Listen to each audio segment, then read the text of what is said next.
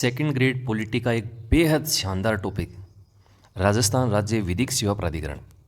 Second grade 2026 में इस बार ही जोड़ा है। और जब भी सिलेबस में कोई नया चैप्टर जोड़ा जाता है तो ये मान के चलिए उस चैप्टर से क्वेश्चन श्योरिटी के साथ आता है। और ये भी रहता है कि क्वेश्चन ज़्यादा हार्ड नहीं आता है। और वैसे तो ये टॉपिक बहुत शानदार टॉपिक है, मतलब एक बार पढ़ते ही आपकी याद हो जाएगा। तो पहले तो नाम देखिए, राजस्थान राज्य विधिक सेवा प्राधिकरण। इंग्लिश में आप बोलेंगे राजस्थान स्टेट लीगल, एल से लीगल हो जाएगा आपका, लीगल सर्विस अथॉरिटी। एक शब्द आप पकड़िए, विधिक का मतलब क्या हो गया। विधिक एक प्रकार से न्याय से जुड़ा हुआ शब्द, लीगल जो कानूनी रूप से जुड़ा हुआ शब्द है। इसका मतलब ये एक ऐसा प्राधिकरण है जिसमें न्याय की बात होगी। बिल्कुल सही बात है। अब आप कहेंगे कि न्याय के लिए तो अपने पास हाई कोर्ट बना है, सुप्रीम कोर्ट है, जिला न्यायालय है, दिनेश न्यायालय है, तो फिर इसकी क्या ज़रूरत है। इसकी ज़रूरत इसलिए है क्योंकि आप देखते हैं, जैसे हाई कोर्ट की अपन बात करें या सेशन न्यायालय, दिनेश न्यायालय या अन्य न्यायालयों की अपन बात करें, तो वहाँ पे बहुत सारे मुकदमे ऐसे हैं जो पेंडिंग पड़े हैं, उनमें समय लगता है। तो जिला न्यायालय, हाई कोर्ट ये क्या करते हैं, समय समय पे लोक अदालतों का गठन करते हैं।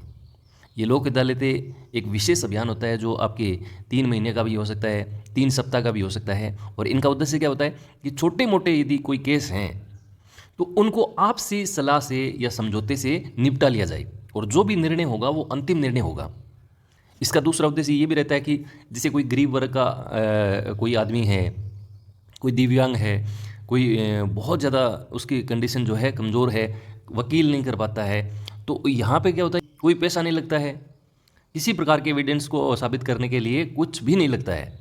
आप तो बस आप अपनी समस्या रखें। इसमें एक सामाजिक कार्यकर्ता भी होता है, एक हाईकोर्ट का न्यायाधीश भी होता है, वो आपको सलाह मशवरा करके आपसे जो रंजिश है आप लोगों की, उसको वो सुलझाने का प्रयास करते हैं।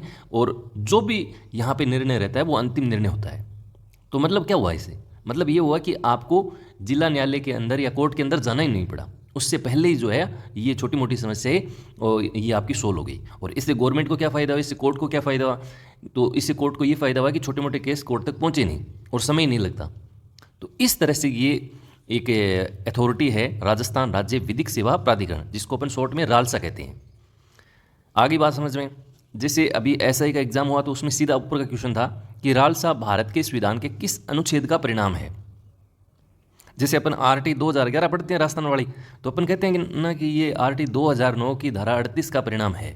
तो वैसे ही रालसा जो है भारत के आर्टिकल 39 क का परिणाम है। ये याद रखेंगे, बहुत इंपॉर्टेंट पॉइंट है। एक और प्रश्न 2025 का ही है ये भी, रालसा अधिनियम 1987 का सीधा संबंध किस अनुच्छेद से है।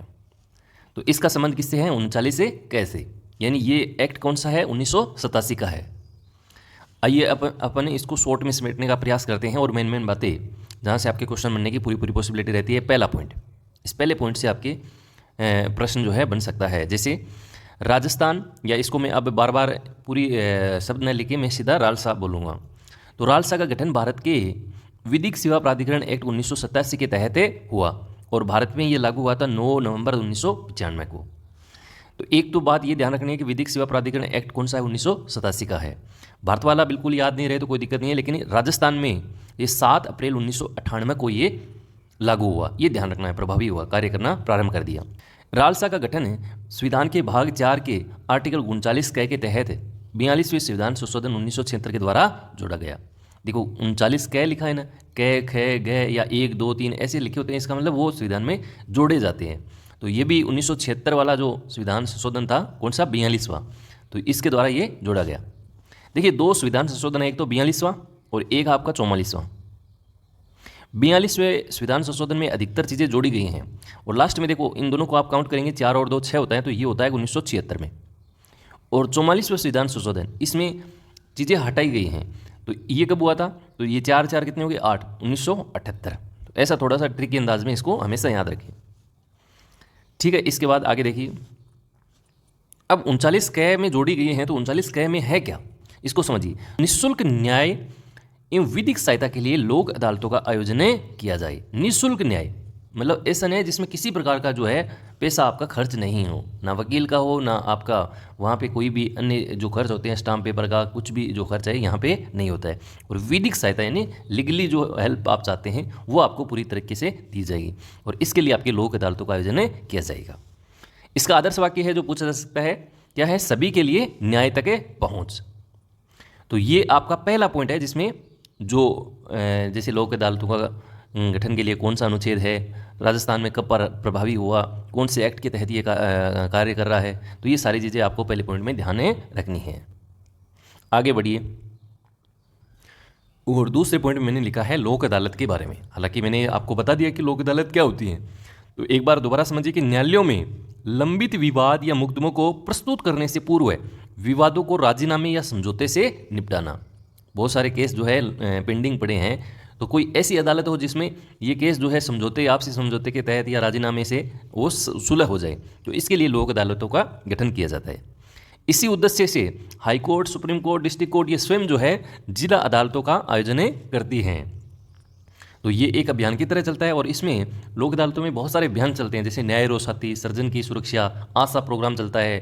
तो इस तरह के इसमें प्रोग्राम चलते हैं। इसमें क्या है, इसका स्ट्रक्चर देख लीजिए, जिसमें एक अध्यक्ष होता है और 2 इसके सदस्य होते हैं। अध्यक्ष कौन हो सकता है? तो हाईकोर्ट का सेवानिवृत्त या वर्तमान न्यायाधीश, ये पूछा जा सकता है, ध्यान रखना है। और सदस्य कौन होता है? एक सामाजिक कार्यकर्ता, क्योंकि सामाजिक कार्यकर्ता की आवश्यकता बहुत जरूरी है, जो आपको समझ पाए, मतलब इजीली होता है चीज़ को समझने के लिए। एक कानूनविद जो बहुत ही अच्छा कानून का जानकार है, तो ऐसे 2 सदस्य हो सकते हैं। एक हाईकोर्ट का सेवानिवृत्त या वर्तमान न्यायाधीश है, तो वो इसका अध्यक्ष माना जाता है। 2-3 फैक्ट वाली चीज़ें हैं, जैसे फर्स्ट लोक अदालत है कोटा में स्थापना हुई 1975 में, और फर्स्ट लोक अदालत का आयोजन हुआ था झालावाड़ में 1982 में। लोक अदालत कोटा में स्थापित हो गई थी, लेकिन यहाँ पे जो है आयोजन इसका नहीं हुआ, केस वगैरह जो है सुलझाई नहीं गई। और पहली बार झालावाड़ के अंदर 1982 में, कहते हैं कि 250 के आसपास जो केस हैं वो पहली बार इन्होंने सुलझाए थे लोक अदालत का आयोजन करके 1982 में। और राजस्थान में स्थायी लोक अदालत जो है वो उदयपुर में सन 2000 को बनी। तो ये भी फैक्ट वाली चीज़ें हैं, ध्यान रखिएगा। इसके बाद देखो अगला पॉइंट या ध्यान रखने वाली बातें मैंने लिखी हैं। लोक अदालतों द्वारा दिए गए निर्णय क्या होते हैं? अंतिम होते हैं, और सभी पक्षों पर क्या होते हैं? बाध्यकारी होते हैं। इन निर्णयों की अपील किसी भी न्यायालय में नहीं की जा सकती है, क्योंकि न्यायालय ने खुद ने जो है लोक अदालतों का आयोजन किया है, तो न्यायालय में तो जाने का कोई सवाल ही नहीं है। यहाँ पे जो निर्णय दिया गया है वो अंतिम मान के आपको चलना है। इसके बाद अगला है, लोक अदालत में मुकदमा दर्ज करने के लिए कोई न्यायालय शुल्क जो है, वकील है, उनकी आवश्यकता नहीं होती है, उनका कोई पैसा खर्च वगैरह नहीं होता है। इसके बाद देखिए, लोक अदालतों में दीवानी, जिसको अपन सिविल कहते हैं, फौजदारी यानी अपराधी, दोनों प्रकार के मामले की सुनवाई की जाती है। इसके बाद देखिए, स्थायी लोक अदालत विधिक सेवा प्राधिकरण एक्ट 1987 की धारा 22B के तहत स्थापित एक स्थायी निकाय है। तो ये भी जरूर ध्यान रखिएगा, स्थायी लोक अदालत जो है धारा 22 के तहत जो है स्थापित एक स्थायी निकाय है। इसके बाद देखो, रालसा से जुड़ी अन्य महत्वपूर्ण तथ्य, ये तीसरा पॉइंट भी वेरी वेरी इंपॉर्टेंट है। जैसे अभी आपने 2-3 दिन पहले अखबार में आया था, ये रालसा का जो आशा प्रोग्राम है, खास करके ये जो बाल विवाह होते हैं, तो उन पे ये बड़ी नज़र रखता है और उनको रोकने का प्रयास करता है, रोकने का काम करता है। तो अखबार में आपने देखी होगी, रालसा ने इस जिले में आकर ये बाल विवाह को इन्होंने रुकवाया। तो इस तरह इनके कार्य, समाज के लिए कार्य करने वाले, न्याय को एक प्रकार से बढ़ावा देने वाले कार्यक्रम चलते हैं। महिलाओं के लिए बहुत अच्छा काम करती है। तो एक तो इनकी पत्रिका आती है जिसका नाम है न्याय रोसाती, ये द्विमासिक पत्रिका है और इसका एक एप्लीकेशन भी है। इसके बाद एक और प्रोग्राम है, पहल है सृजन की सुरक्षा 2025, ये वेरी वेरी इंपॉर्टेंट है, ध्यान रखिएगा, आपके एग्जाम में आने के पूरे चांसेज हैं। तो ये पहल जो है राजसमंद पिपलात्री मॉडल यानी गांव से प्रेरित होकर एक योजना है जिसका उद्देश्य महिलाओं को सशक्त करना, पर्यावरण की रक्षा करना, सृजन की सुरक्षा। रालसा का मुख्य संरक्षक मैंने अभी ऊपर आपको बताया हाईकोर्ट का मुख्य न्यायाधीश होता है, और इसका एक सदस्य सचिव भी होता है जो जिला न्यायाधीश स्तर पर न्यायिक अधिकारी होता है, और एक होता है इसका कार्यकारी अध्यक्ष। राज्यपाल द्वारा मुख्य न्यायाधीश के परामर्श से एक नियुक्त न्यायाधीश जो है वो इसका कार्यकारी अध्यक्ष होता है। इनके वेतन भत्ते जो हैं वो राज्य की संचित निधि से दिए जाते हैं। और एक अंतिम है आर्टिकल 14, आप सब लोग जानते हैं आर्टिकल 14 विधि के समक्ष समानता, और एक आर्टिकल 22(1), तो ये भी इसी से जुड़े हुए संबंध को दर्शाते हैं, जैसे विधि के समक्ष समानता और सभी के लिए समान अवसर के लिए न्याय को बढ़ावा देना। इसके बाद है जिला विधिक सेवा प्राधिकरण का अध्यक्ष जो होता है, यानी जिला स्तर पे कौन होता है, तो वो होता है जिला न्यायाधीश। तो ये छोटा सा टॉपिक था, मेरे ख्याल से आराम से आपको समझ में आ गया होगा, कोई इसमें मतलब ज़्यादा मुश्किल वाला काम नहीं है। तो ये एक संस्था के रूप में काम करती है, जो आपके कमज़ोर वर्ग हैं उनको मुफ्त में कानूनी सहायता मिल जाए और कानूनी जागरूकता जो है इसका भी काम ये करती है। तो आज के इस वीडियो में इतना ही। उम्मीद करता हूँ राजस्थान राज्य विधिक सेवा प्राधिकरण यानी रालसा आपको बहुत अच्छे से समझ में आया होगा।